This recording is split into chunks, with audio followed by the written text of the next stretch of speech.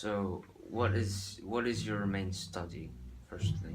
Well, I've been studying many things, including um, my ultimate conclusion was I think therefore I am, but I've also been remembered for studying passions of people. Yeah. Um, has there been people you've inspired or influenced, or Um, who have you been influenced by? hmm. Well, I've decided that I thought that many other philosophers using too elaborately, and I thought that to get to the truths, I can only use my mind. Like for example, I found out I think therefore I am, which is that the only thing I know for absolute certain is that I exist, because how would I think I exist if I did not exist? Mhm. When I took all of my beliefs off the table, I found out that to find an ultimate truth, you only need to look in your mind. So I don't use any expensive equipment, I just meditate, listen to my mind, and find out things. Can you do like a past experience of meditating, specifically any like one part of your childhood?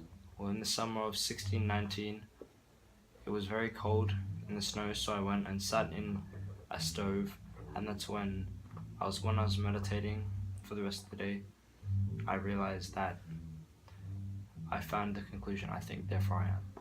But also, um, I've also been very famous for whenever my friends came over at even a late hour, perhaps 11 a.m., I'd just still be in bed and they'd mock me for it. But then I replied to them saying, all you, it's an underutilized, um, it's very underutilized skill of just sitting in bed alone and thinking, as that makes you explore your mind, and that's a very powerful thing. So, how was your childhood, firstly? What have you been doing as a child?